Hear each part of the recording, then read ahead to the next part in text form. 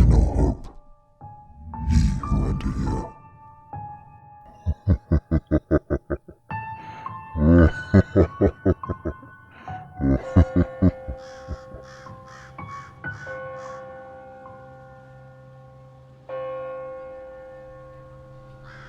I'm on the NC side of the Great Smoky Mountains.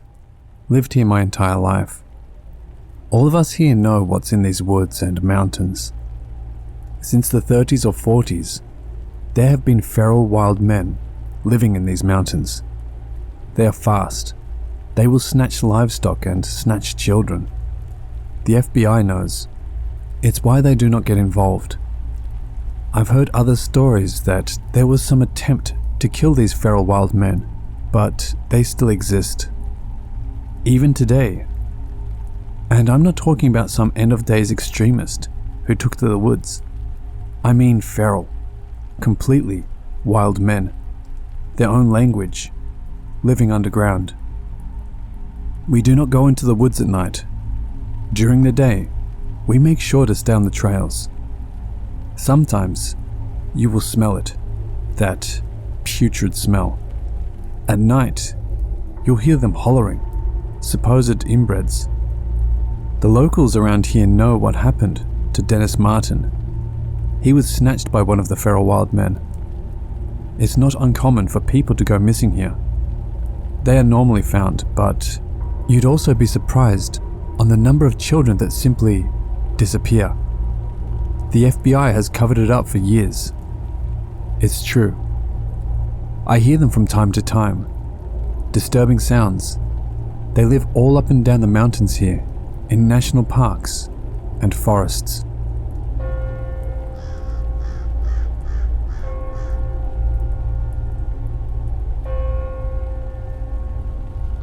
The stories that we all heard growing up about the feral wild men were told to us due to the fact that so many people would go missing in the mountains. Of course, it was a way for our parents to scare us so we would not wander off too far from them or venture into the woods alone. And Dennis Martin was used as an example. My grandfather recalls the newspapers blowing the story up in '69, I believe. The newspapers said one thing, while Tennessee, North Carolina locals said another. The locals said this then, and say this now.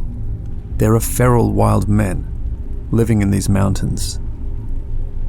The government does know that they are here, and they have made attempts to kill them off, but they have not been able to kill them all.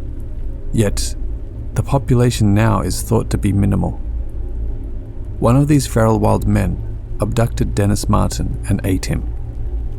This particular feral was spotted by a family in the woods who were in the same vicinity and stated they saw the feral trying to hide from them behind a bush and was hanging a small child from its back like a backpack. The feral was described as being very hairy and tall, wearing only a very torn, dirty shirt. The military came and stayed for a week in the mountains, killing a handful of the feral wild men, including the one who abducted Dennis. Dennis's bones were found by the military, but this was hidden from the family and the papers. And after other assignments into similar incidents, my grandfather claimed to have seen 2 of them in his life. He told me that his first encounter was when he was a child, years before the Martin case, and he and his dad were on a trail in the woods on the Tennessee-North Carolina line when they both approached a dead-end area that bordered a heavy tree line. Just inside the tree line, they saw a wild hillbilly leaning over a deer, eating its insides. The wild hillbilly is what my grandfather said the locals used to call them, long before the media named them anything else. The wild hillbilly was man-like, long hair that was very oily and dirty. The body hair was excessive. The man was bloody, having obviously just killed a deer. My grandfather said that his dad would later say that the hillbilly had a string of the deer guts in his deformed hand. My grandfather has always mentioned the smell being of pure garbage and vomit. They both stopped and walked backwards until they were out of the hillbilly's sight, but said the hillbilly was obviously startled and screamed as if saying, "Stay the fuck back, this is my deer." The hillbilly was dragging the deer back, farther into the tree line as my grandfather and his dad backed away. The second sighting is when my grandfather was hunting in '97, and him and his buddy saw a female. They said they were taken back at the obvious sign of breasts, but this one looked more Bigfoot-like. She was running and then suddenly jumped into some hole in the ground and disappeared. They did not go look into it. This is where the underground cave systems come into play. Inside of the mountains and in caves is where all of our wild men, Bigfoot creatures, are at, and it's why they cannot be found. It is worldwide. Governments know of them. They do not get involved with these creatures unless there is a disappearance and they have to go in and kill, as they did with Dennis Martin. Our governments, admitting to creatures and UFOs, would break down our religious systems. Dealing with the public about these creatures is something that has been avoided for years at all costs. Our caves and mountains cannot be controlled. The underground cave systems are massive, and what's in them is beyond basic human comprehension. To answer some of your other questions in the previous post, yes, the feral wild men are cannibal. They are inbreds. They will often snatch children to eat. Some are raised to reproduce. The geriatric population and the disabled are easy targets for food because it's not expected they will fight back. They also have trapdoors in the woods and doors in the mountains. They will often steal clothing, dig in trash, take pets and farm animals. Though I personally have never seen a feral wild man, I do see evidence of them. The smell also. I have tons of stories of other things I've seen out in these mountains, more demonic. But so far, I have yet to see the feral wild men. I believe, though, only because of the other things I've experienced out here throughout my life. I believe that a lot of the missing 411 cases will not be solved. Kids, hunters, tourists, all missing in the blink of an eye. Everyone always expects reasonable explanations for things because we are still so primitive. Our eyes just are not open to what's really out there. I do not believe much of the population could mentally handle and cope with it if they did know the truth. I believe a feral wild man in the Panamanian jungle was also responsible for the Froon Creamers case. I saw something in 2003 that forever changed my life here in these woods. It affects me today. It wasn't a feral man though, and this is not the sub to discuss it. Point, I'm a believer. Yet I still live here in these woods. If you're a hiker, a hunter, or if you grew up around the mountains, then you know the hold that the mountains and forests can have over you. Such beauty, such fright.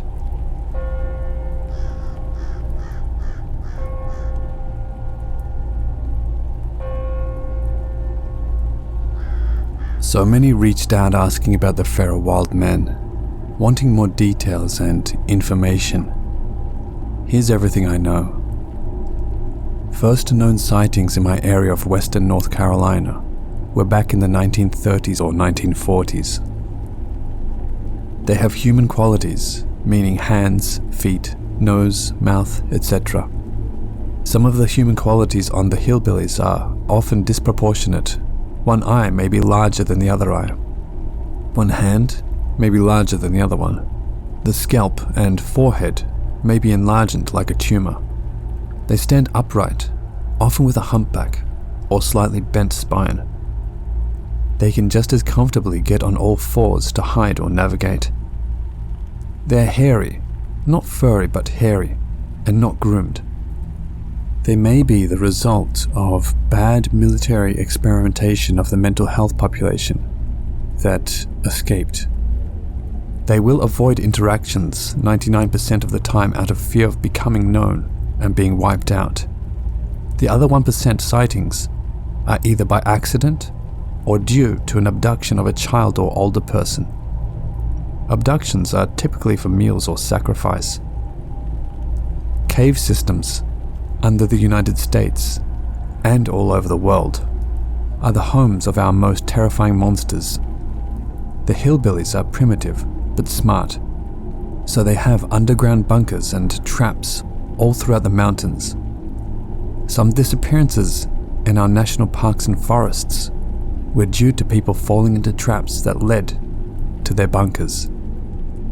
The government knows they are here, along with Bigfoot, little green trolls, and creatures such as Mothman and the New Jersey Devil, and aliens, of course. The hillbillies will snatch a child right from under his mother, and she will never see a thing. The Dennis Martin case is a perfect example of an abduction from the feral wild men.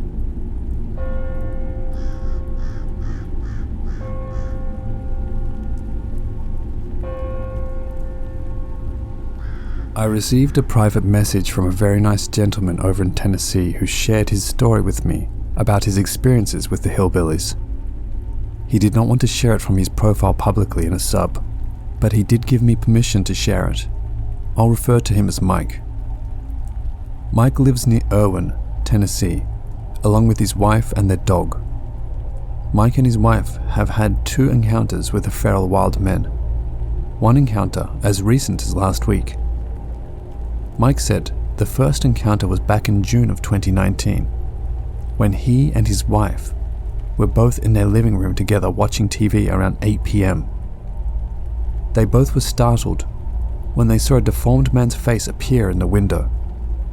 Mike's wife literally yelled out in fright. It stared at them and gave an evil smile and ran off into the woods. They did call the police. Police searched the yard and tree line but found nothing. By 11 p.m., while in bed, Mike and his wife, who couldn't sleep and had the gun nearby, heard disturbing laughing from outside the window. The laugh was a lunatic type of laugh. Mike took his gun and went to the door and out to his porch where he yelled, "Get the hell out of here!" and shot 2 rounds into the ground. Mike saw not 1 but 2 wild men run from behind his shed and into the woods. Mike was so disturbed at the sight of them that he shut and locked the door. He returned to bed with his wife, but they both did not go to sleep. The following morning, Mike's wife routinely lets their dog outside to use the restroom. The dog will do her business, then will always return to the front door and scratch to be let back in. The dog has not been seen again since his wife let her outside that morning. Last week, Mike's wife had a sighting. She was returning home from the supermarket and was unloading groceries from her truck when something up in the trees grabs her attention. She saw a deformed man up in a tree, staring at her and grinning widely. She got back in her truck and left and drove to her husband's office. They both do not know what to do because the police are finding nothing, and they feel like they are not being taken seriously by law enforcement. Mike did install several security cameras. Mike's description of the wild men: taller than 6 foot, thin but toned body, long dark hair on their heads with patches of hair throughout their bodies, pale, grey skin, long fingernails, only 1 tooth in its mouth. Eyes are large and wide and are black. Looks like a man, Bigfoot, troll mix. Deformed features in the face and head. Mike promises to keep us updated.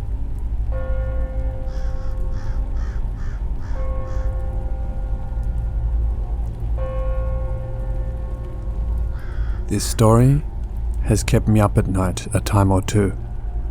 The disappearance of a 6-year-old child alone is frightening. But what's more frightening is what took the child. On Saturday, June 14th, 1969, the Martin family visited the Great Smoky Mountain National Park in Tennessee. The Martin family ran into some campers, also called the Martin family, that also had kids for Dennis and his older brother to play with. Both families allowed the kids to play together, and the kids started a game to hide behind the bushes to surprise the adults. Dennis was last seen by his father, going behind a bush at the tree line as the other kids also hid. Dennis never came out from behind the bush. His father ran 2 miles down the trail, looking for his son. He stopped when he knew Dennis could not have gotten that far.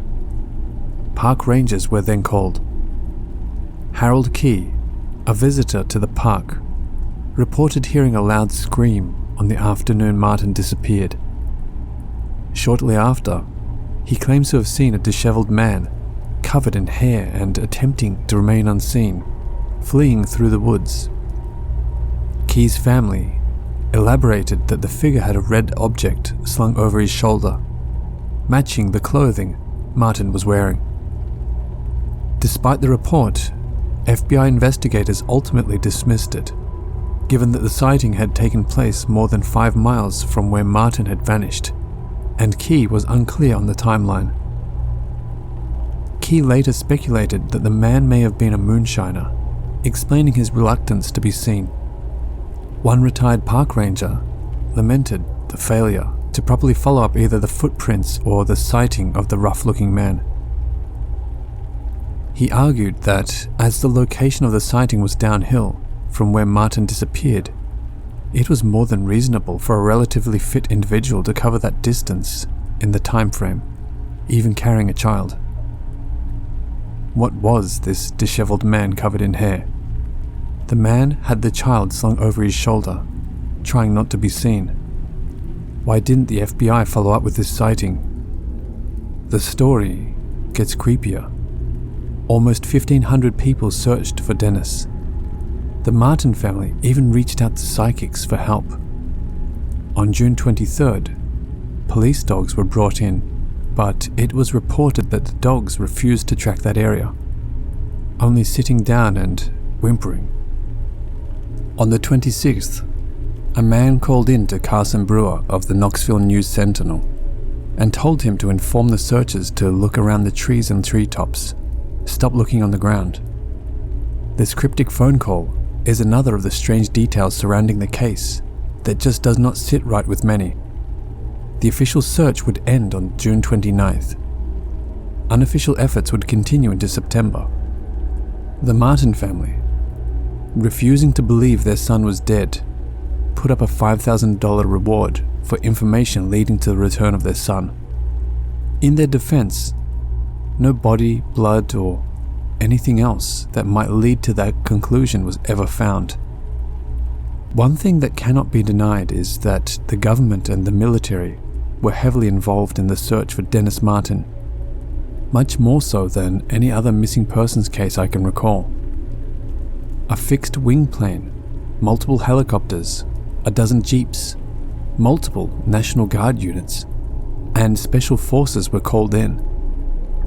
Several military command posts were established that seemed to be working independently of the National Park Service and FBI. In the official case report on the incident, it states that President Nixon was monitoring the situation and wanted to be kept up to speed. The sheer scope of the government and military involvement regarding this event was unprecedented. The Green Beret even arrived heavily armed and told the park rangers and many independent searchers to not get involved any longer. Locals state that the Green Beret stayed in those woods for a week. One of the military men involved told a park ranger that we took care of what snatched Dennis. More details from locals who I've spoken with. The stories reported in papers are different from what the locals state. Insight from locals include that the military had knowledge of the feral wild men in the Great Smoky Mountains, and this is why they got involved with the Martin case. While the Green Beret were in those woods, they killed over 30 feral wild men, including the one that snatched Dennis Martin. The military did find the bones and clothes that belonged to Dennis, but it was decided not to inform the family as they could not handle it. The wild man had eaten Dennis, and this had been kept from the family and media for years. This story is one of a kind. Locals do believe a feral wild man abducted Dennis Martin, ate him, and military later came in to kill all the wild men they could find. Reports of feral wild men in the area continue, even today.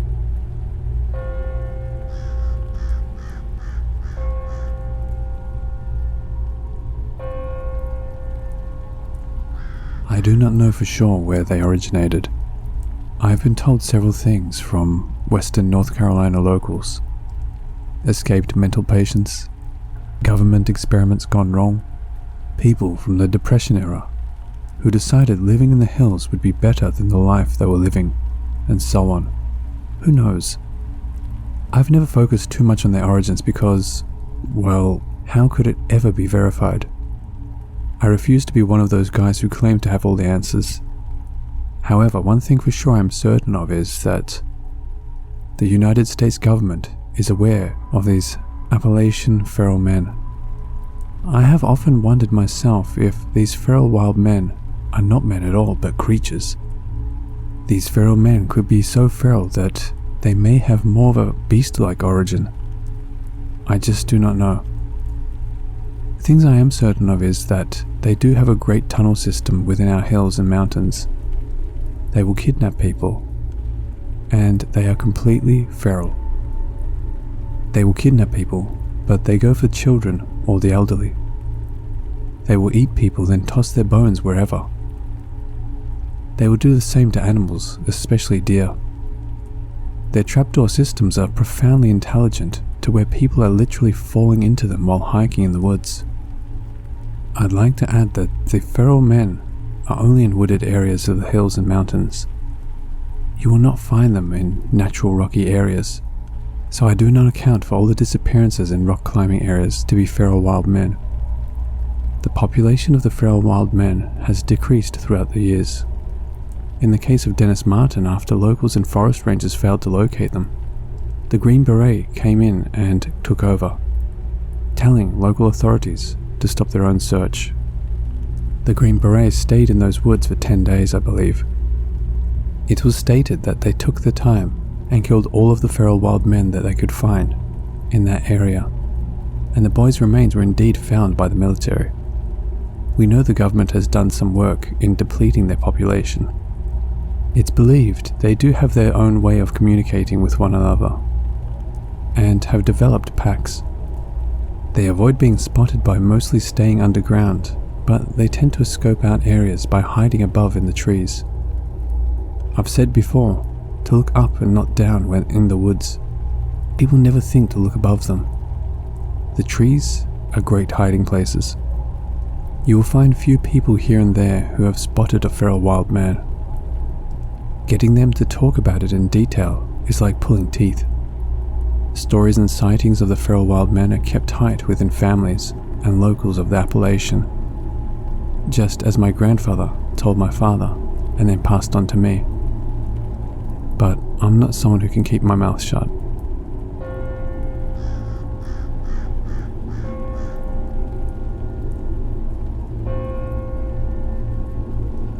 I went on a family vacation to the Great Smoky Mountains.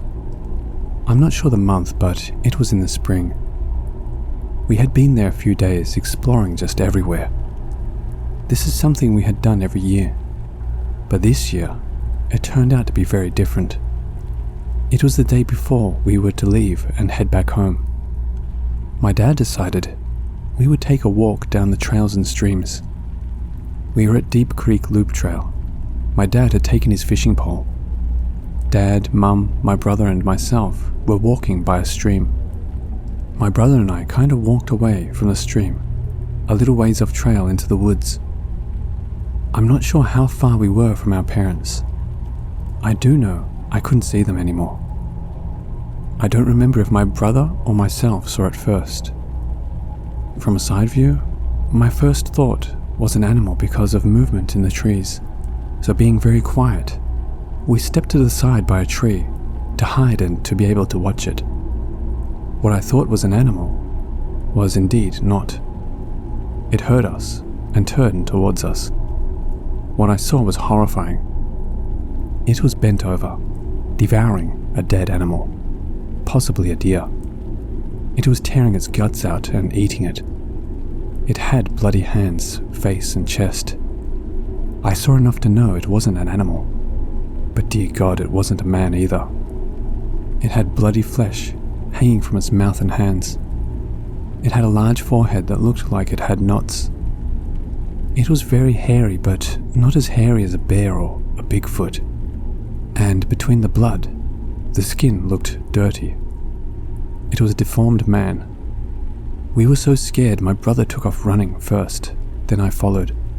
I turned for just a second to see if it was coming after us. As I was turning to run, also it took off running the other way. It didn't stand up totally straight, but I could tell it was male. By what I saw, it was at least 6 feet tall, and may have been taller. Since he didn't stand up straight, it was hard to tell. He was pretty thick, but still very skinny and deformed. What got me was how it looked like a human male and creature mix. I could also smell an odor that was like flesh and garbage. We ran back to my parents and told them. My dad at first thought we might have been trying to pull a prank on him. He played along and walked back to where we had came from. A minute later, he came back and said to us, "We have to go. Now." His face was pale, like he lost all his color. We did go to a ranger and told him everything. He said he was going to call another ranger and they would look into it. He thanked us and we drove off. That was our last visit there. I had nightmares for a while, but I never spoke about it to anyone. I still do not know what we saw, but this was a man that was mixed with monster.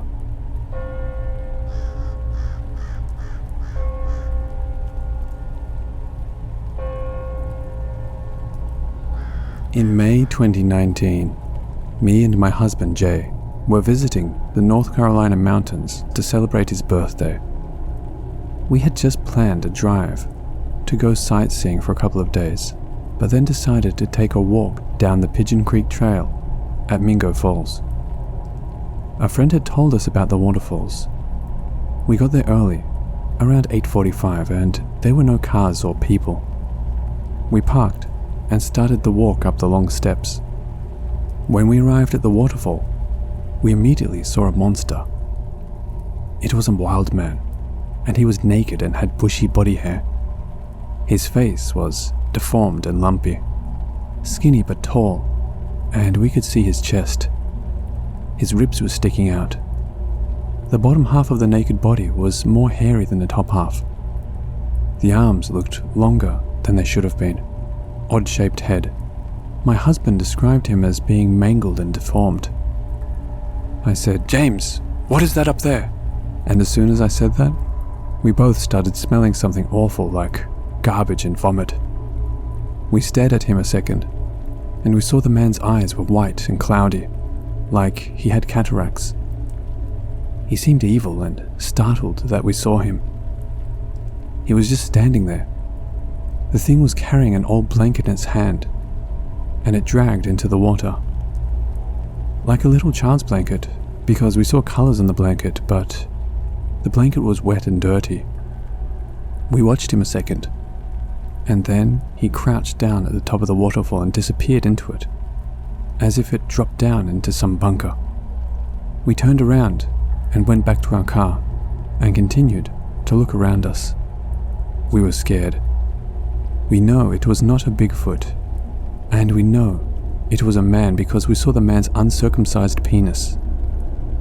The legs were all wet too because all his leg hair was wet. It was about 6.5 feet tall. Hairy, but we could see his skin under the hair. Saw his chest and ribs. It was like a hairy, deformed and mangled man. Cloudy white eyes, big hands. He had full dark facial hair, but looked a little bald on top of its head, with long strands of hair too. We were going to check out the casino in Cherokee, North Carolina later that day, but we decided to go home after that. We believe it was a wild man.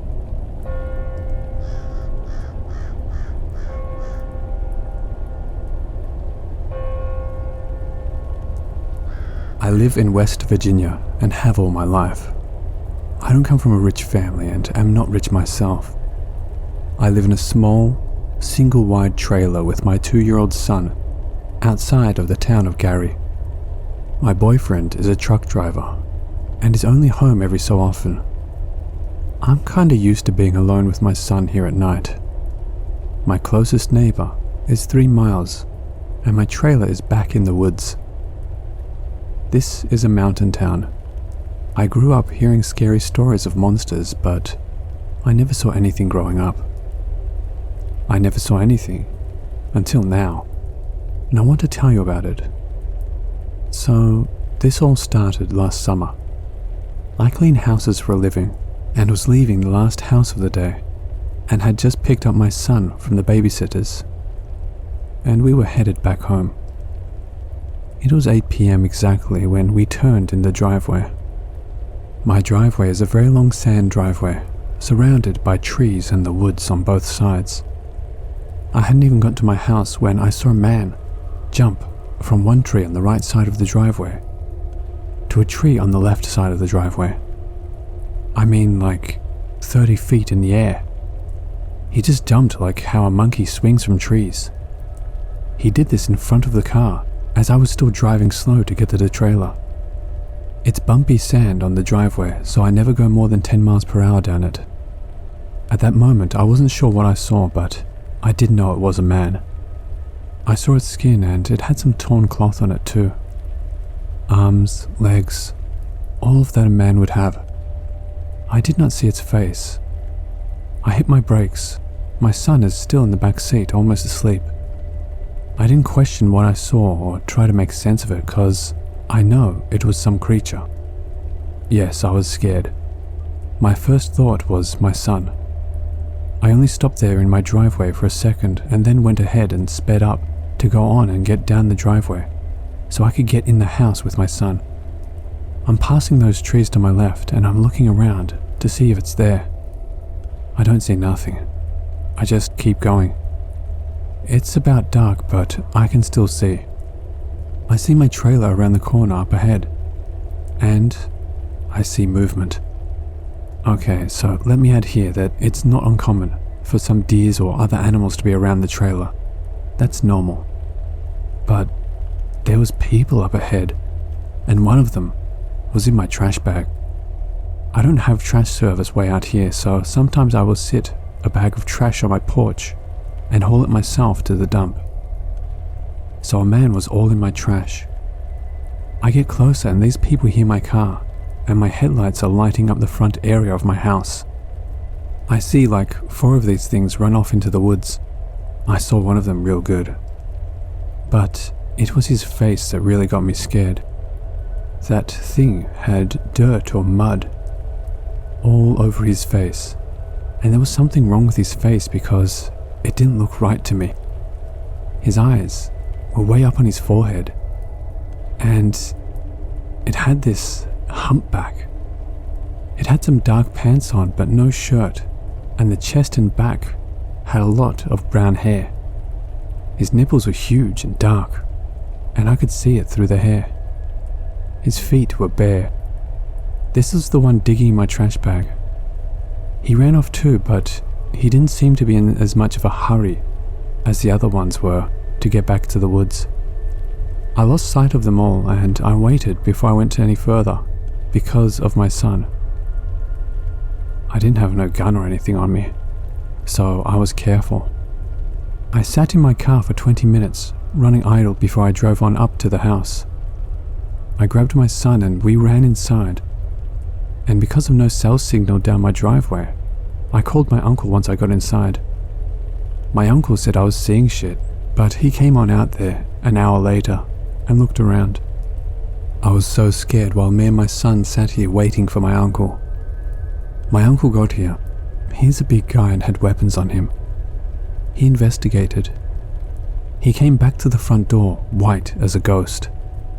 He came in and said he saw the devil in those woods, and that we were getting in his truck with my son and getting the hell out of here. We never called the police or nothing. That was last summer. The winter came and nothing. Then this past March, when my boyfriend was home, we hear scratching at 11 at night on the side of the trailer. A metal sound. He went outside to look, but there wasn't anything there. But he smelled a smell that he described as rotten pig feet. If you eat pig feet, then you know what I mean. We smell bad things a lot, and we see things moving in the trees. But now, my boyfriend will be moving us to another state because of his job, and we only have a few more weeks. But there are some wild clans in West Virginia too, not just in North Carolina and Tennessee. And no, my uncle never talked about it ever, what he's seen. Thank you.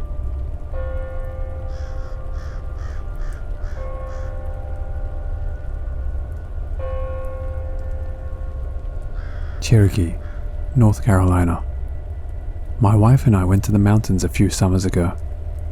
We sat our camper up off a public trail, off the Great Smoky Mountain Parkway, 15 minutes outside of Cherokee. It was about 4 a.m. and I had to use the restroom. I won't explain why the commode in our camper wasn't working, that caused me to have to go outside and piss at the campsite public outhouse. I'm in my 60s and I just can't hold my bladder like I used to. I didn't want to go outside, but I did.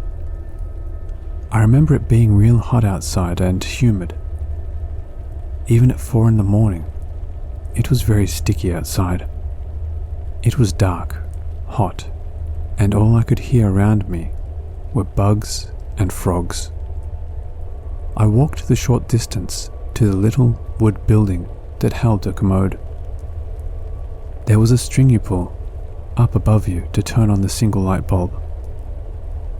After I finished, I walked out of the building and looked towards the camper. Sweet God Almighty, there's this thing standing by my camper door. It had long frizzled up hair, and the bones in its shoulders and forehead protruded out like its bones and scalp plate were broken. It looked like a man that had been tossed in a meat grinder. It was naked, and I mean pure naked. It had a penis. And I saw the kneecaps, and they looked all messed up too. Like they had been smashed on and were swollen or something. It had very hairy arms and legs, but that was it, besides the long hair on its head. But there was still even a balding spot right in the center of the head. So it saw me and I saw it, staring right at each other. I swear to God, all those bugs and frogs I heard, gone. No sound.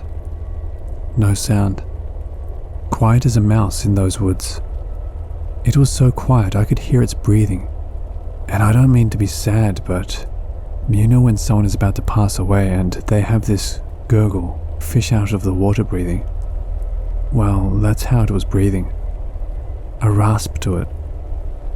This thing stood at my camper door, and I was terrified it was about to walk in to my sleeping wife. The camper had 2 solar lights in front that lit up this thing. I watched it turn and I watched him slowly walk into the woodline until he disappeared from my sight. But in his hand was a dead rabbit. I think it was a rabbit. He was just holding on to it. Well, I mentioned my bladder because I won't even lie. I pissed on myself. Standing right there, I don't know where it came from because I just got done in the bathroom. But I did. I pissed on myself in terror. I ran to the camper, and when I got to the front door, I smelt a very bad smell. I opened the door and locked it. I stayed awake until daybreak, looking at the side window towards that tree line. I told my wife 3 months later. She was the one who... Oops. Can you explain what I saw? It was a man. I didn't mention, that smell still lingers at my camper door. Even now, I can smell it. I've bleached it and everything. Rotting flesh, if you ask me.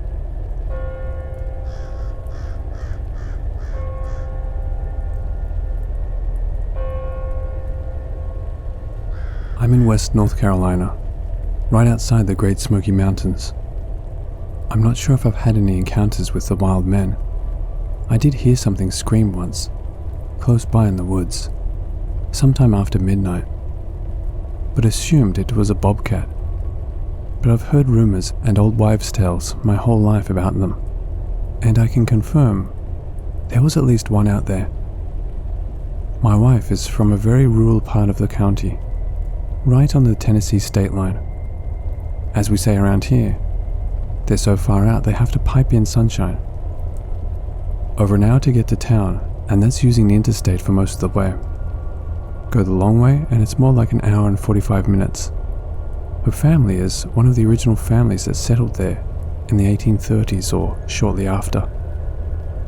In that area, everybody's related to everybody else in some way or another. And the only way I can describe the folks there is that they are clannish. Maybe an outdated word, but it's the most apt description I can give. They don't trust outsiders easily.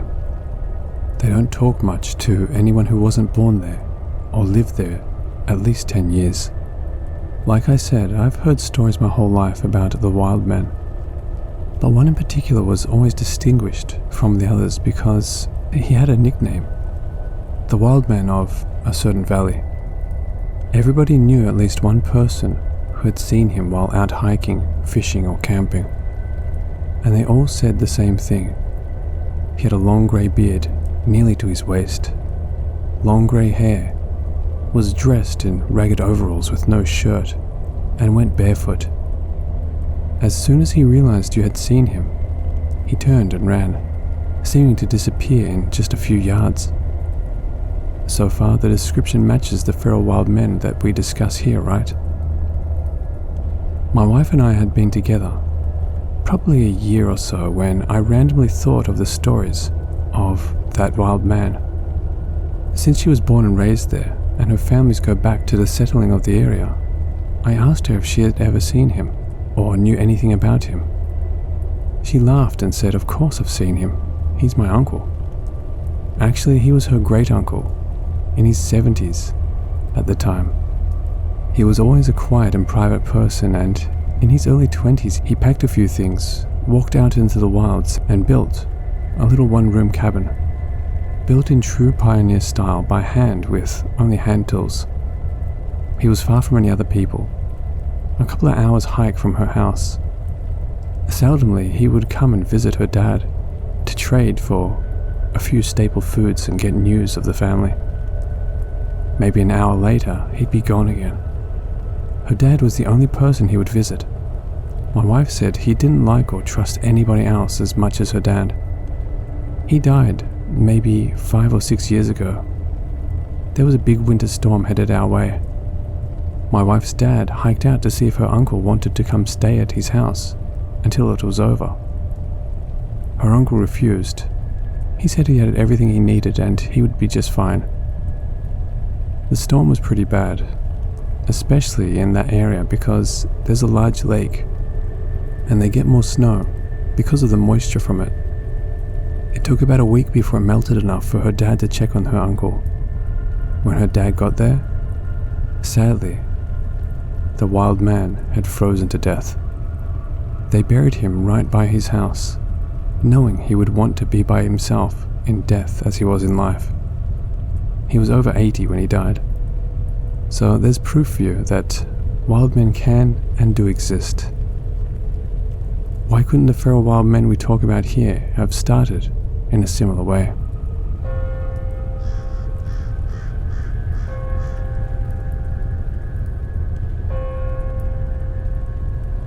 I received a call from Terry and Johnny about an incident that occurred both Saturday and Sunday nights. I'm going to type up my own summary in my own words of the conversation. Terry and Johnny have a cabin near the North Carolina-Tennessee line. Saturday night, they were both outside sitting on their decks when at exactly 7:50 p.m, 2 Neanderthals appeared, their words, not mine, from the tree line directly in front of their home facing them. Terry described them both as being tall, lanky men who were both facially deformed and had hairy patches here and there all around their naked bodies. She said their eyes were too large for their faces, but their cranium was tilted to the left side, like its head had grown incorrectly, or if there was a huge tumor growing from that side of his head, which is common with these sightings. Johnny agreed with Terry on her description, except Johnny took it a little further. He began to describe to me something that made the hair stand up on the back of my neck. Johnny mentioned that one of these men was holding what seemed to be an arm, and I mean an arm only. The arm of a human person that had been snatched off a man or woman.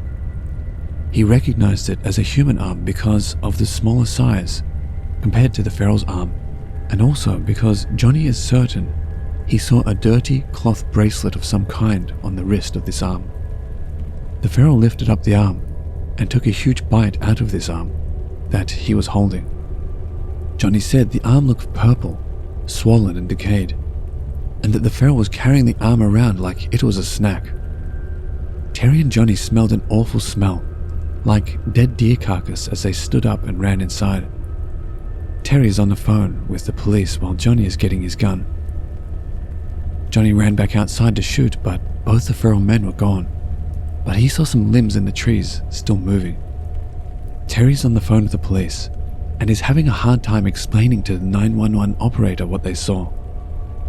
Other than the fright from these two creatures that appeared in the woods, they had concerns about the human arm and felt it was very pertinent for the police to know. Long story short, 2 officers came and they found nothing. The officers didn't quite believe them, but they agreed to search the area. Then Sunday came and Terry and Johnny attended church. Terry explained to me that while at church, she asked for a special prayer over her home and property, and explained to the pastor that her and her husband felt that their home was being attacked by Satan, and left it at that. After church, they returned to their cabin along with their 2 daughters and their spouses, with their 2 grandchildren. Terry and Johnny explained to their adult kids what happened the night before, and exclaimed that she'd rather the grandkids not play outside. The day continues on as normal until around 8 p.m, not quite dark. Johnny is outside with his 2 son-in-laws when out of nowhere they smell an awful smell. They were all startled when a huge flock of birds rushed from the tree line, followed by 15 to 20 frogs leaping in a rush away from the woods. A family of deer suddenly jumped from the corner of the property, heading towards the back of the house, into the other side of the forest. The animals were running from something. Then something in the trees moves that grabs their attention. They see a creature standing, watching them. It's just standing there, looking. This time the creature was described as a 6-foot-tall, deformed man with huge shoulders, covered in mud and dirt, long black hair, evil face with white, cloudy eyes. In its hand was a dirty burlap sack that appeared to have something heavy in it. As they are staring at this monster, completely unable to move from shock, Terry walks outside. She noticed the birds from the kitchen window and wanted to see what was going on. She sees all 3 men staring straight ahead into the woods, completely still. She glances up, and that's when she also sees it. She said she felt the most evil presence she had ever felt, and worse than the night before. The creature only stared at them all, not moving an inch. It looked unreal, like a wax figure. No birds chirping and no sounds from the woods whatsoever. They said the silence and still from the forest was just as scary as seeing the creature. Terry, frustrated and terrified, yells at it to go away. Everyone is in panic mode and they all go inside of the house. One of the son-in-laws, Jeremy, grabs his cell phone to take a pic, and Johnny grabs his gun. Once again, when they return outside, the creature is gone, but the awful smell remains. Terry and Johnny are still completely mortified and don't feel safe. I came to investigate because this is absolutely terrifying. I've been in contact with law enforcement and with the Eastern Band of Cherokees to get permission to be on their land to do the investigation. The Cherokees simply know it's feral people and consider them evil, part creature, part human.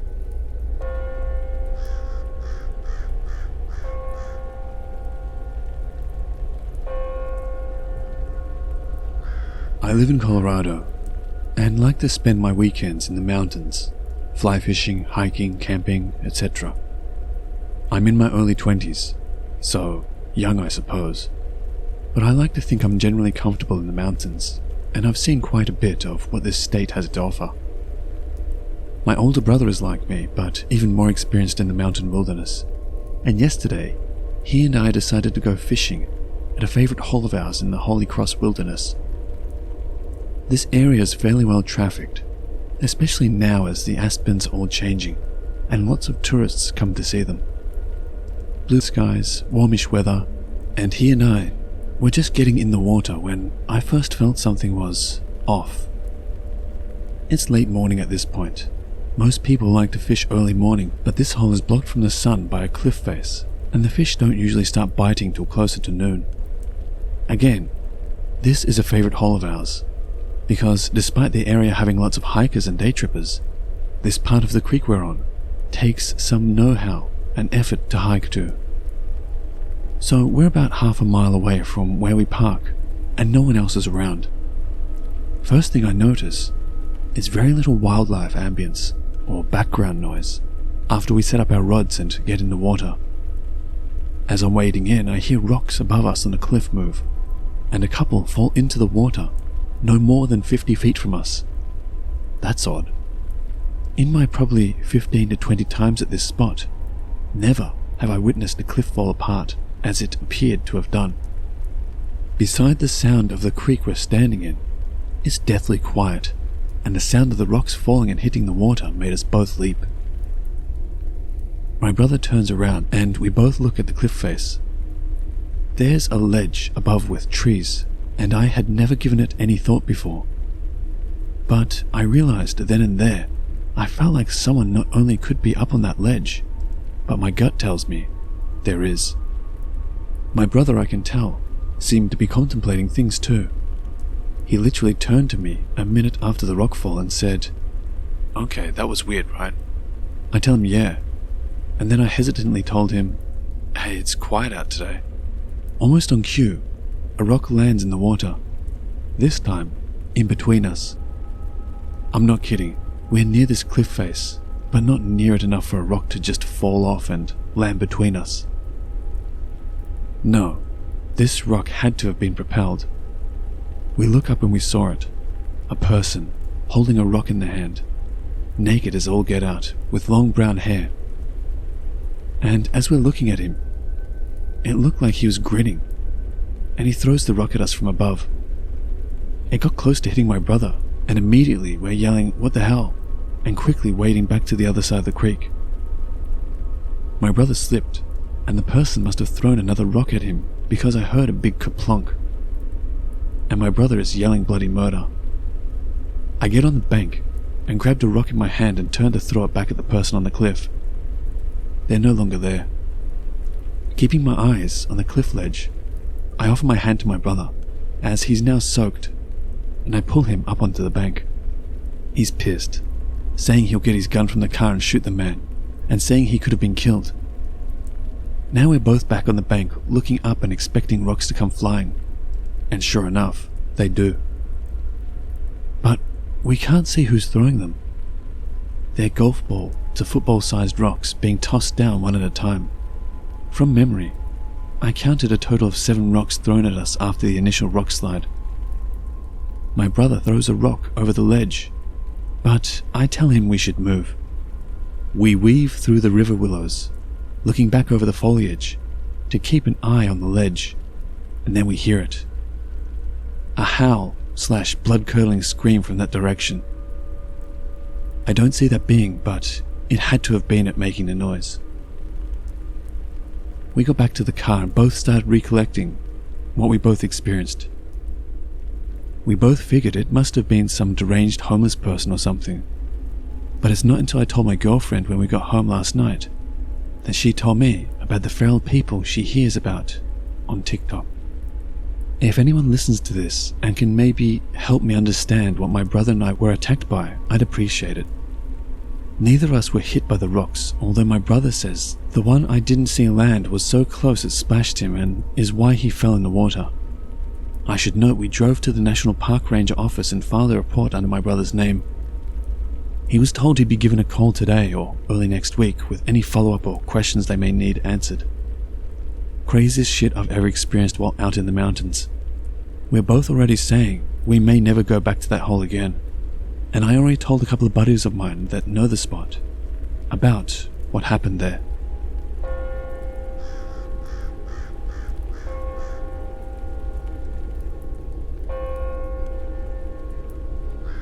First off, I'm a medically retired veteran from Operation Iraqi Freedom and Operation Enduring Freedom, and I've also served in the US Federal Civil Service for Department of Defense, where I've carried secret, top secret, and TSSCI, top secret, secret compartmentalized information, so I do not lie. I grew up on our 500 acres in southwestern West Virginia until I was 8 years old, and grew up for the rest of my life in North Carolina before signing up for the military in 2005 when I was 17 years old and needed parents' permission and signatures to join. Growing up in these regions, I've always heard stories of feral groups of people, especially in our remote Appalachian land, but never have we seen or heard anything sinister. Fast forward to when I moved to Washington State for my federal work. I've lived on the peninsula by the Olympic Mountains, which have more missing persons cases due to the strange location of being in between the Pacific Ocean and the very large Cascades mountain system, where the 14,400-foot volcano Mount Rainier resides. I lived in northern Washington State in Cascades as well, and you would think more mystery, sinister, and devious stories of murder, abduction, harassment, and missing persons altogether would be in the Cascades due to the size of the mountains, as well as the huge amount of square miles that the Cascades cover in the state. Literally 4 times the size of the Olympics. But the Olympics holds some of the most treacherous terrain within its desolate, protected wilderness, from its 70 miles of rugged, rocky coastlines filled with tiny islands, hills, rocks, and steep, jagged cliffs, to the treacherous Olympic mountain forests, filled with alpine forest, and the only rainforest in the continental US that I know of. No one lives within this protected US park, except for feral people who do not want society anymore. In fact, one of the churches nearby on the peninsula had a ministry outreach for bringing food and supplies, and only one man knew how to find them, and was respected because one of his family members was part of the group. But he would warn how extremely dangerous it was to travel out there if you didn't know the area, people, and or carry sufficient tools and weapons.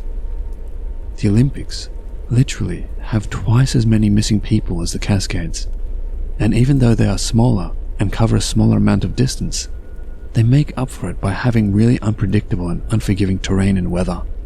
And the weather part is what makes search and rescue very, very hard to navigate through because of the elevation and weird pressure systems from sitting in between the ocean and large sets of Cascade Mountains. The local government even denies that the region is less dangerous, but it is horse hockey.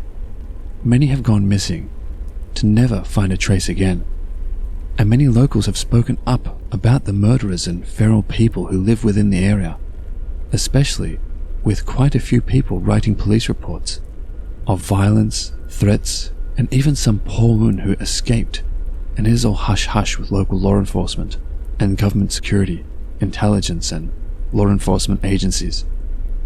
But the people are talking, especially because quite a few missing were found deceased weeks, months and years later that are/were found in a paranormal and mysterious nature. All it takes is a refined search, and you can find many missing 411 cases from that specific area. All I have to say is that I have traveled, hiked and camped in both mountain ranges extensively, and I get way more creeped out over in the Olympics from these stories being shared, as well as getting caught in unpredictable weather patterns over really rough terrain. It is extremely dangerous in late fall, winter and early spring because Mother Nature brings rain, snow, wind, avalanches and mudslides.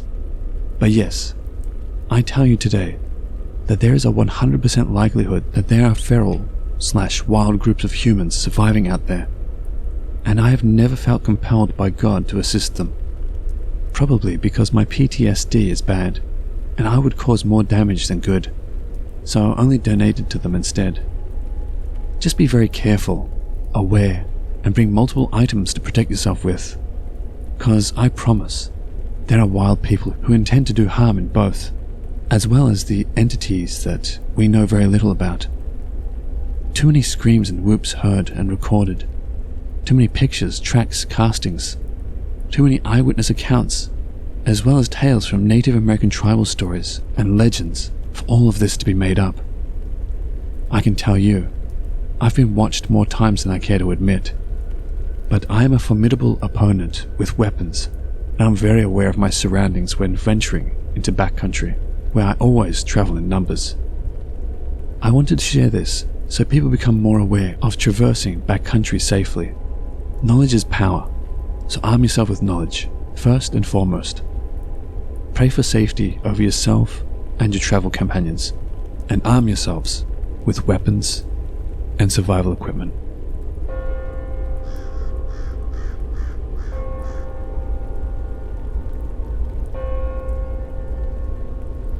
I'm a hunter. I like to hunt wild boar specifically, though I have been deer hunting and have been known to get a turkey for Thanksgiving. I mostly hunt boar.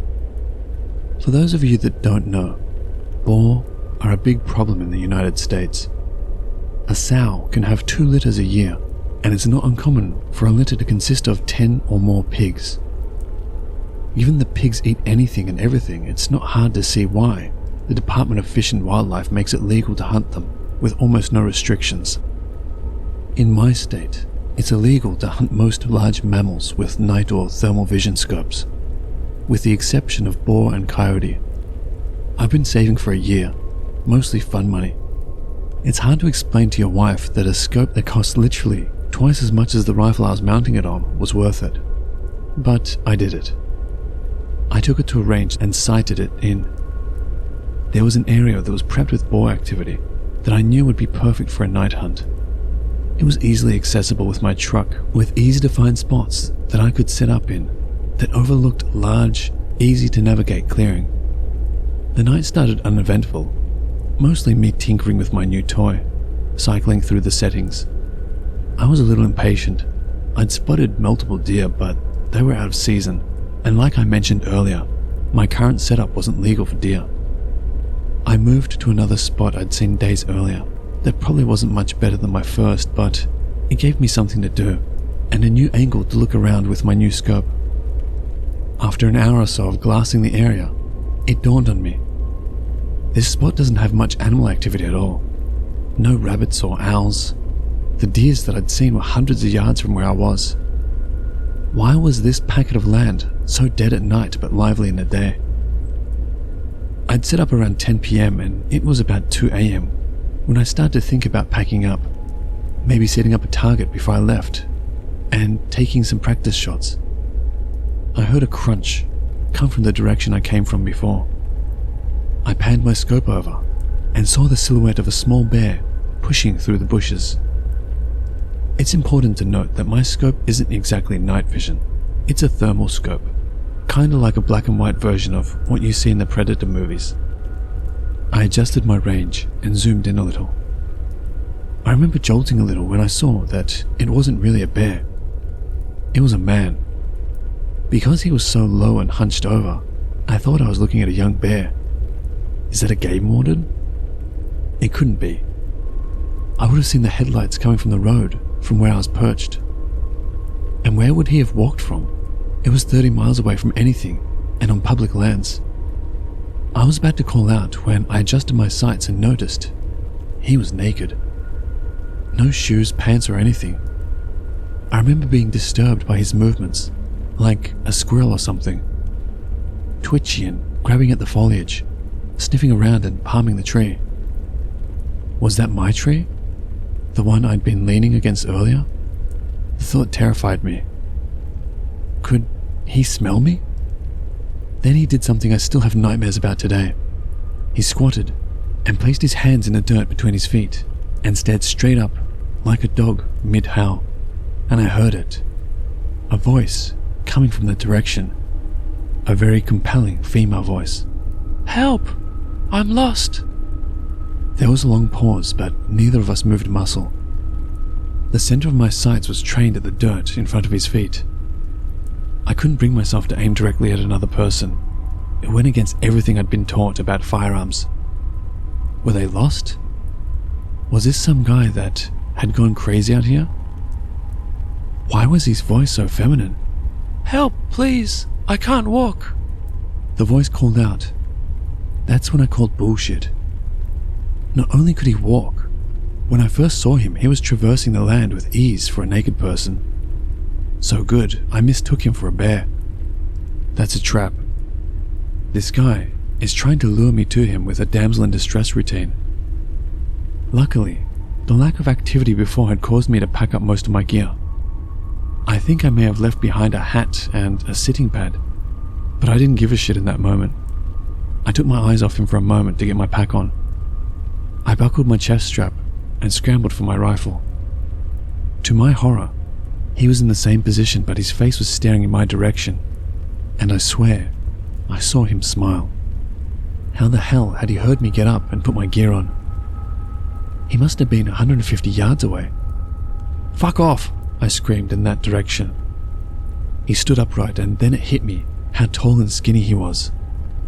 Easily 6 feet and very lean. He took a couple of long strides in my direction, and I instinctively sent a round sailing above his head into the tree line. He was freaky as hell, but he hadn't really threatened me. Why would I tell the cops? I was unwilling and unready to shoot someone. He stopped dead in his tracks and hunched down on all fours. "The next one will mess you up. Go away." He stayed on all fours, and this time I had my sights trained on the center of him. His eyes were just above the grass, like a large cat or something. I was trying to stop my trembling and knew that my voice had cracked a little on that last warning. I was terrified. That standoff probably only lasted a minute or two, maybe less, but it felt like forever.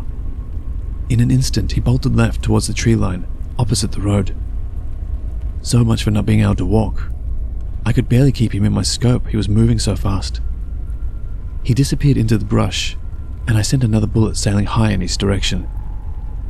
I racked another round and tried to pocket that mag and swap for a fresh one, but I dropped it and didn't bother looking for it. I wasn't far from my truck, and I wanted to get out of there. I could hear him in the distance, yelling in this weird sound that could have been a laugh or a cry. I scrambled up the trail and arrived at my truck breathless. I tossed my gear into the cab, but kept the rifle in the passenger seat and sped off. For the longest time, I have told that story from the perspective of having spotted some deranged crackhead living off the land like some kind of caveman. I reported it to Fish and Game, but all they did was scold me for hunting at night alone. Never received an update. It wasn't until I told this story at a camping trip that my nephew told me about wendigos, rakes and skinwalkers. My story scared the piss out of him because the spot we were camping was technically the same forest I'd seen the bastard, just 50 miles east of it. He was so spooked, his mum, my cousin, had to take him home. She was really pissed. I've gone down the rabbit hole on these scary stories, I'm not saying what I saw definitely was a Wendigo or a skinwalker. I'm saying that if such a thing exists, I may have dodged quite the bullet that night. Or maybe it was just a tweaker being Donnie Thornbury in the middle of the night. Either way, I thought I'd share.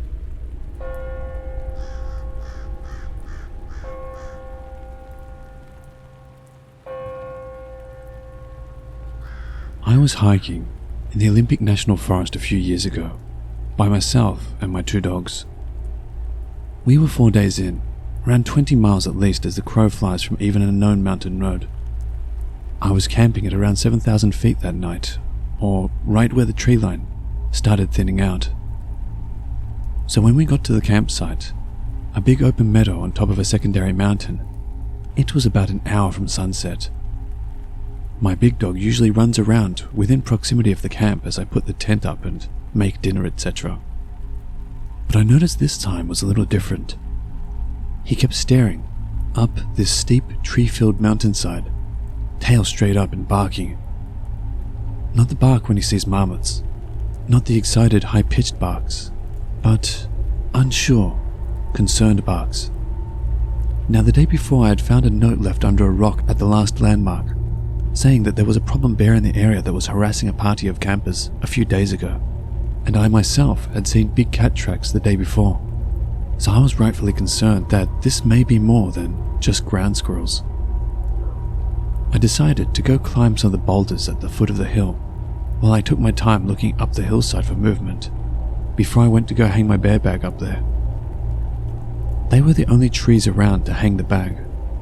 I didn't see or hear anything, but my dog kept quietly whining like there was something up there. So while still concerned, I start hiking up this steep hill to hang the bag. It was so steep, I had to use the trees to balance and lean against, so I didn't go tumbling down, before making another 5-6 push steps to the next tree I could lean against.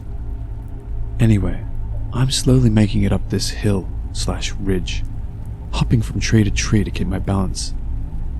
Then I get about 100 feet up the hill, and I hear a whole lot of big movement about 50 feet in front of me. My dog immediately goes from a deep, low growl to a savage, slobber flying everywhere type barking now. My heart starts pounding out of my chest, and I start to panic. A million thoughts go racing through my head in the matter of seconds, because if this is a bear, my dog is going to try and save me, in which he will most likely die, and I'm stuck here. If I have to get off that hillside fast, I almost 100% am going to trip and fall the 12 to 15 foot cliff onto the boulders below, like hundreds of 5 to 20 foot boulders. So I'm feeling pretty screwed about now. Then I hear my other little dog start barking and freaking out down at the campsite, which was just out of sight. I had zipped her in my tent, so she didn't wander off while I was away. So yeah, I'm absolutely panicking at this point. A few seconds after, I kind of snap back to it, and I take another few seconds to start to put my survival priorities in order and call my dog back to me. He comes and sits against my feet as my back is against a tree, so I'm kind of pinned and stuck there for a moment. But my dog was seemingly trying to separate me from something up there, so I let him lean against me while I tried to collect myself. This is when I realized I had completely forgot that I had my headlamp on. I reach up so fast to turn my lamp on, I basically punch myself in the face. I'm having some serious adrenaline dumps going right now, so much so that my knees are starting to shake. I get my lamp on and peer up the hillside. I figure I'll at least get a reflection off the eyes of whatever is up there. Peering, nothing. But I had just heard something.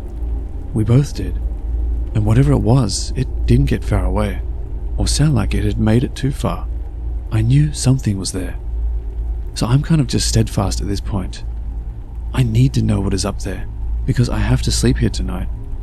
And you know, I'm out in the middle of nowhere, alone. Better face it than wait like a sitting duck all night is my thought process. So yeah, I'm looking up this hill, and at one point my dog lunges forward, unpinning me. he does a fake bluff charge up the hill about 15 feet, and I mean he's snarling and foaming at the mouth at this point. As he does this, I finally see movement. Something moving up and breaking the line of the horizon / sunset. My dog's bluff made whatever it was blow its cover. I'm so zeroed in. I call my dog back and silently watch, and what I make out made my heart completely drop. There was a man crouched about 75 feet directly in front of me, wearing not camo clothes, but some raggedy shit with a hood that blended into the environment perfectly. Actually, almost like a makeshift guile suit, but with his face exposed. I couldn't see his eyes, and his face was covered in dirt or something, but I knew we were staring right at each other at that moment. So I stare, for what seems like minutes. No words. I felt like I was going to subconsciously convey that I was going to stand my ground. I wanted him to know I saw him, but I guess I was too shaken to speak. As I'm staring, my little dog back at the campsite starts barking her head off again, like she was scared. I also had to get off that hill before total dark, or I could be seriously hurt or even risk dying trying to get back down. So carefully I start heading down the hill with my dog, who doesn't want to leave but listens. Periodically I would stop with my back against a tree holding me up, and look in that direction again just to make it even more clear that I saw him. And eventually I make it down to the boulders at the bottom. By the time I finally jumped down and hit the boulders, my little dog had stopped barking. I could only see the top of my tent from the bottom of the boulders. I thought she was barking just to bark. Dachshunds do that. Or just barking back at my dog.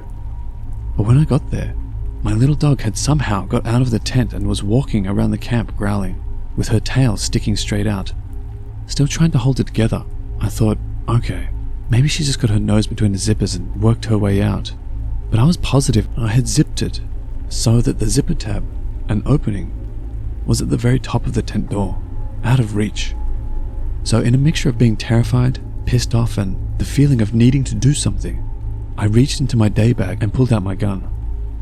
I fire a single shot into the air as the sun was setting, climb into my tent without eating, and lay with my gun next to me until first light. As soon as the sun came up, I was packing up my shit and leaving, heading back down the mountain. It sucks.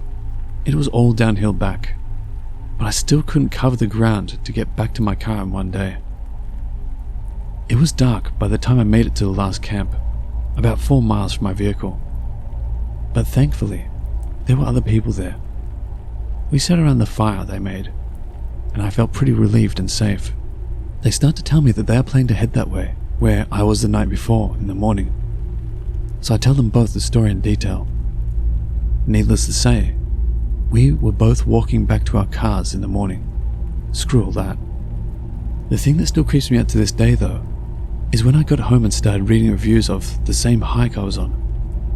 Other people had similar experiences like mine as well. Even a man found dead from a fall around the same boulder range 2 years ago, and a woman found murdered last year.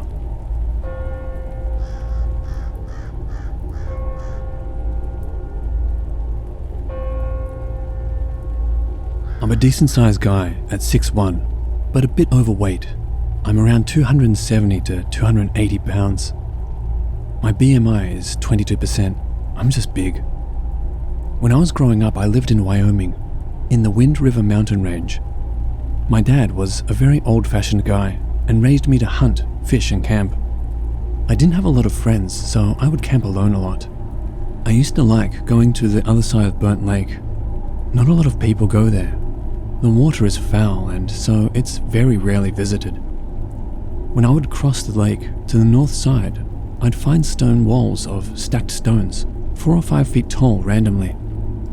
I've seen a tall hairy creature, most likely just a bear, but hey, I was an unarmed teenager, and noped right out of there when I was 16. But when I was 24, I decided to go back home and I wanted to go across the lake again. This time I had a Remington and my Ruger 44 Magnum revolver. When I crossed the lake, the place was quiet. First day was uneventful. The second day, I went in further. I came across bare footprints, roughly my size, just a little smaller.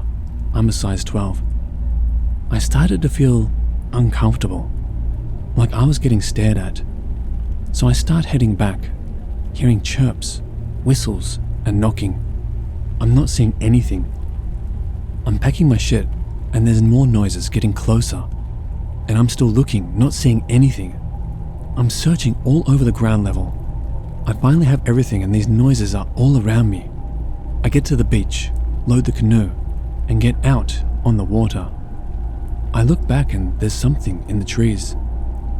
These were quakies, so not very strong. So whatever these were had to have weighed around 100 pounds. I saw 3 in the tree line. I've since left Wyoming and moved to Alaska.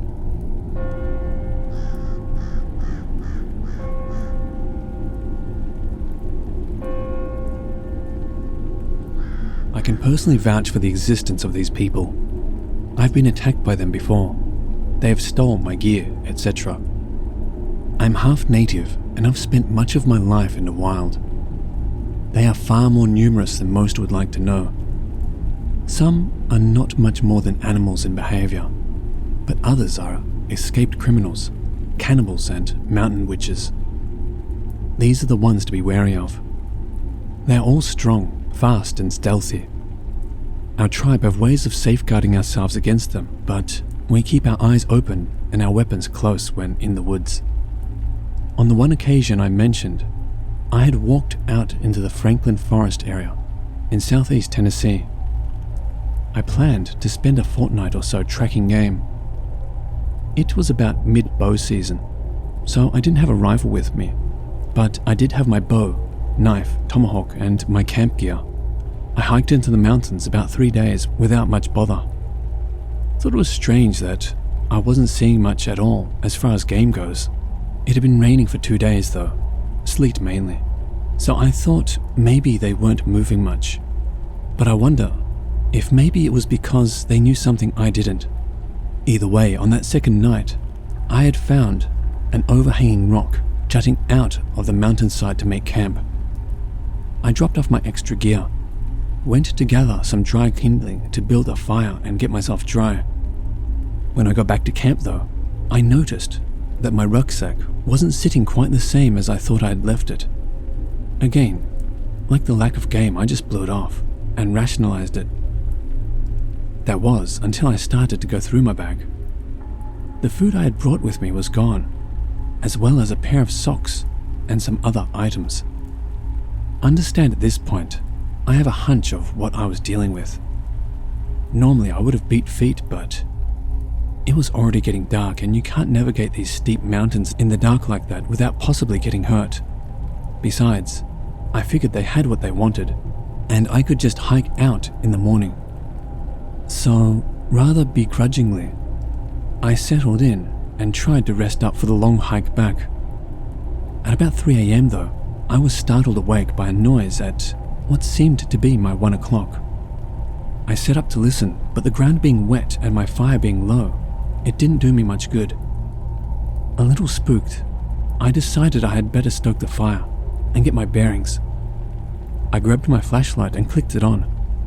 As soon as the beam lit up the night, I immediately noticed a gangly little fellow dressed in a hodgepodge of animal furs directly in front of me.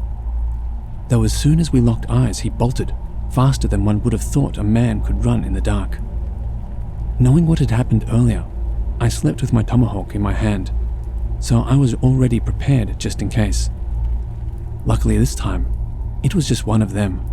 Not sure why he didn't attack me other than he intended to get me in my sleep, and taking a 6'1", 190-pound guy who was alert, armed and irritated was a bit more than he wanted to tangle with on his own.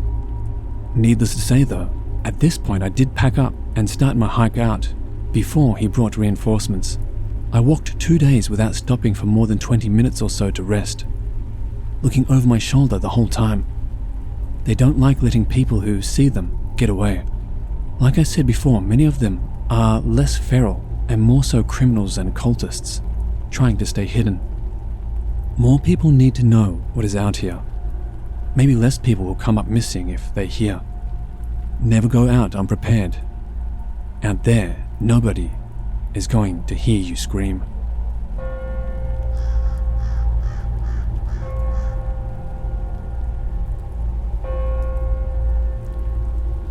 This incident takes place on my family's property in eastern Tennessee.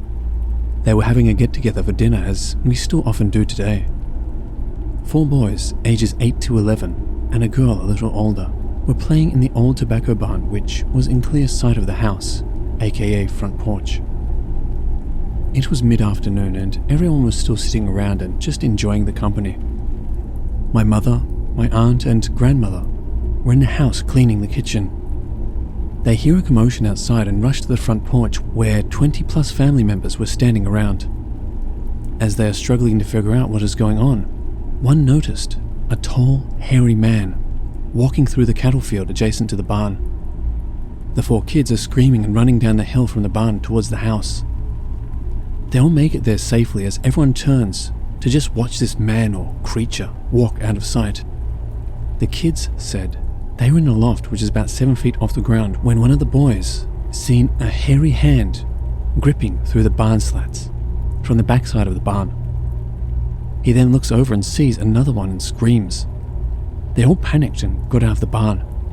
The girl got the best up-close look at this thing and she said it was clinging to the backside of the barn as the boys jumped from the loft. The barn, still standing today, had 1 inch or so gaps between the wood timbers to save lumber and promote airflow. She remembers that when her brother screamed, she was not in the loft but immediately turned and looked to the back of the barn and clearly seen a hairy waist and 2 legs a few feet off the ground. Its knees were about eye level.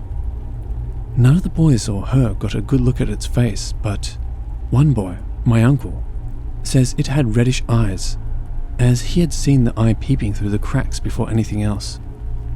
He is grown now, of course, and says it was watching them, and it still creeps him out to think about what its intentions were. I have also asked my mother many times what it was she's seen, and she always says, a tall, hairy man.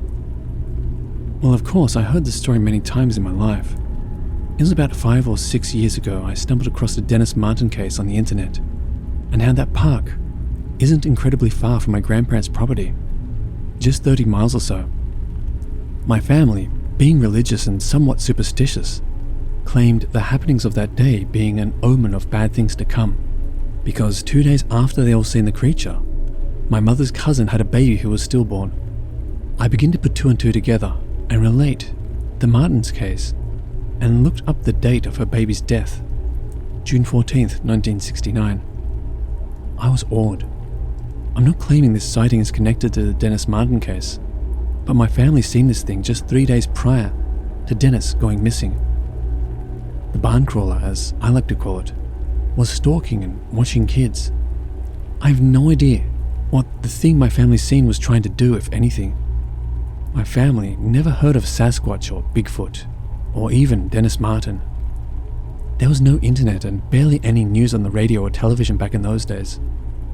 I have many stories of these things, but this one was my first initial briefing on the thing my grandparents and family called the Hermit.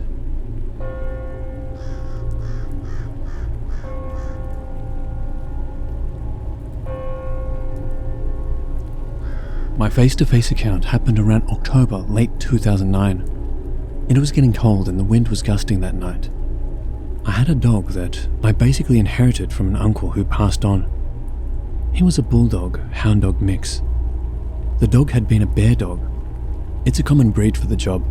Yes, it's savage to some, but bear hunting was a big deal to my family, and this area in general. He came to live with me and moved inside.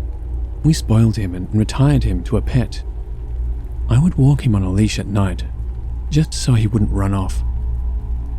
It was late in the evening, 11:30 p.m. or so, and he was standing at the door, which meant he wanted out. I got the leash and headed outside. It was a dark, moonless night, and there is no streetlights out here. None. And when there's no moon, it's difficult to see 5 feet in front of you. My house sits on a 5-acre unfenced lot, with cow pastures and a dairy barn on the right side, and another fence line 250 feet or so directly behind my house, and woods to the left side. So I would just let him lead me around the yard on an 8-foot lead. Usually he would go straight for his favorite fence post and do his business, but this particular night he put his nose to the ground as soon as we stepped off the porch. I played along, saying, "Go get him, boy." There is a steep embankment to the right, where the dairy farm's driveway runs along the top of it. He continues to sniff and flag his tail, smelling the ground. I knew he was tracking footprints because the wind was blowing hard and steady at our backs.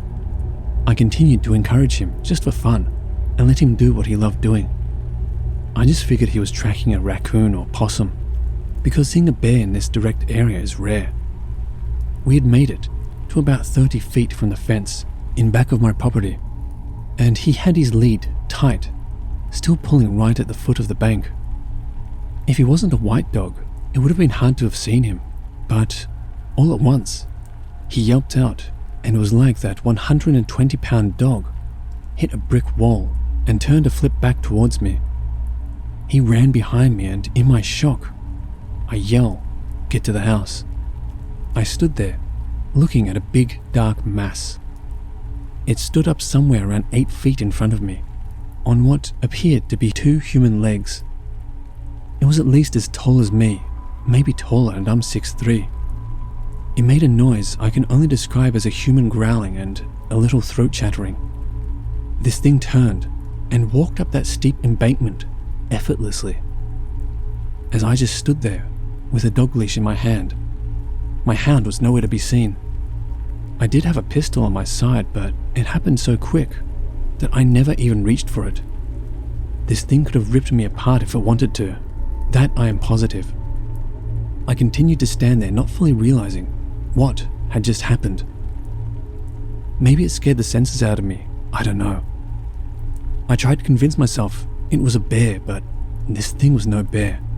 That dog would have fought it to the death if it was a bear. And a bear doesn't move like that either. The wind was howling, but it was silent in its movement, and the way it moved still bothers me today. It was almost like a shadow. I eventually turned and walked swiftly back towards my porch once I was convinced it was gone. Once I got to the porch, I looked down and noticed the thick nylon dog collar had been broken. Whatever this thing was, it grabbed my dog by the collar and threw him, or shook him with enough force to break it. My dog was against the front door, and when I opened the door, I didn't have to invite him in. I checked him all over for injuries and only found a couple of scratches across the back of his neck. He was okay. The poor little guy was sadly covered in much larger scars from running bare than the scratches that thing left. I tried reasoning with myself to believe it was anything but one of the things or thing my family always called the hermits. But there is no explanation of anything else it could have been. It was so dark. I couldn't tell if it was hairy or sleek, but I'm positive it was a tall, hairy man. Another, or perhaps the same one, my family had seen all those years ago. East Tennessee is full of underground streams, caves, and caverns, not to mention the terrain where these things could basically go unseen. And that's another story.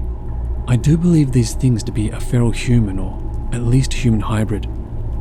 I can say for sure that there are bipedal beings far superior in strength and stealth to us, roaming around in these hills of East Tennessee.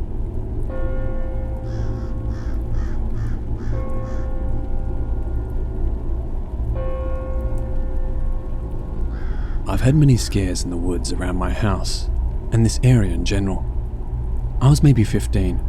A cousin, myself, or a few friends would jump into my grandfather's truck and go riding the gravel roads.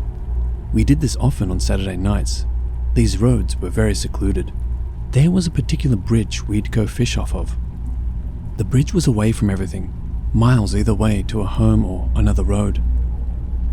I've sat on that one-lane bridge all day many times and not have to move because there was no sort of traffic out there. Matter of fact, I only remember passing tractors on those roads back then. Nothing but farms and woodland, and a few abandoned homes.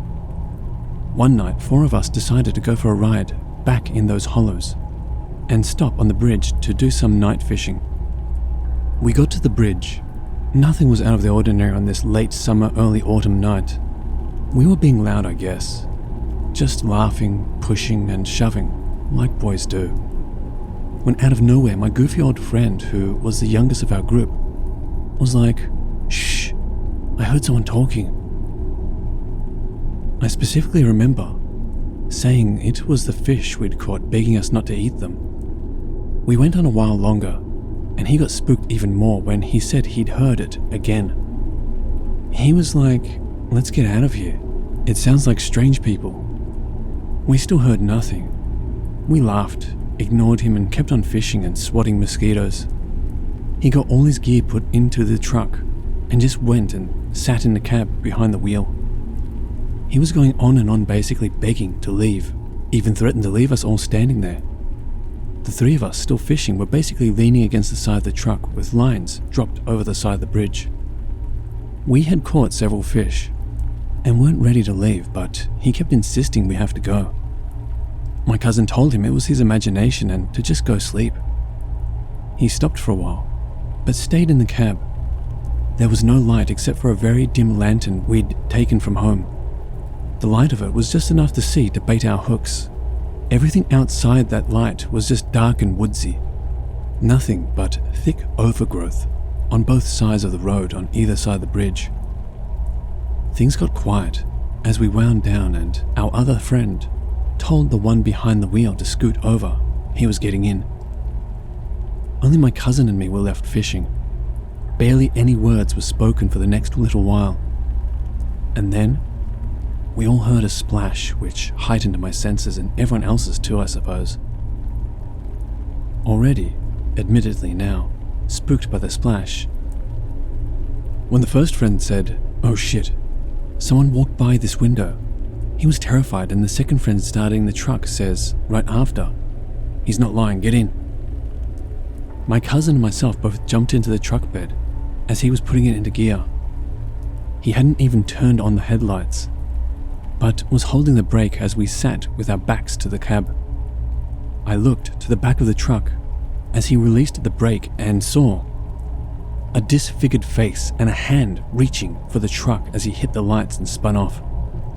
In the dust, I could still see the figure of a man and another figure at the side of the road up on a bank. My cousin saw it too. We all did, but I didn't have to ask. It was evident by the look on his face, and I guess my face looked the same. We left a fish on a metal stringer there, and 2 rods as well. Whatever it was, man, creature, or whatever, looked like a deformed Abraham Lincoln. For years after, we even called it the naked Abraham ghost. We all saw the same thing though, a bearded, hairy, tall, skinny man thing reaching at us from the darkness. I still believe it was moaning or mumbling or talking or something as the truck started. Its mouth was open. I was so scared. It was probably the scariest thing I had ever witnessed. We got home safely, went to bed quietly, then got up and went to church. After church, my cousin and me got our nerve back in the daylight. We told our grandparents what happened and asked for the truck to go back and get our tackle. Our grandfather just agreed to take us. On the way there, we had a long conversation about what exactly it was we saw the night before. Of course, our grandfather just said it was probably the hermits out there, even after we described it thoroughly over and over. Once we got to the bridge, we saw our poles were still there, lines still in the water where we left them. One even had a small catfish still on the hook. Our stringer was gone, and with all the several catfish we were going to keep. It was tied to a rail on the bridge by a rope, and we'd lower it into the water. We loaded up everything and left. The conversation grew to something other than the hairy man that day. I did go ride those roads many more times, but never did any of us go back to that bridge and sit at night. The face of that night still creeps me out whenever I'm out in these hills in the dark, and that night crosses my mind. It wasn't until recently that I started to believe all three of my stories could be connected to feral people. Not Bigfoot or a ghost, but wild men of East Tennessee. Something is here in the woods, watching us. I never heard of them attacking anyone, but who knows what they were really up to. They were watching, then approached us. I thank God that I cannot answer that question, because if I could, then I may not be here today to tell any of this to anyone. There are missing people, a lot of them through the years, who just disappeared without a trace here in East Tennessee. Be careful out here in these hills. That's the best advice I could give anyone.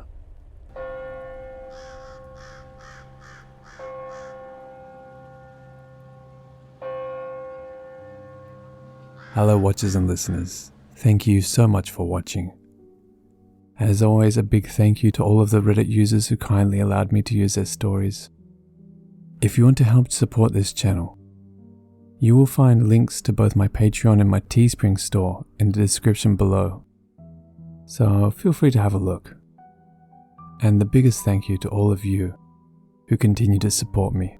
I truly do appreciate it. And remember, Papa loves you.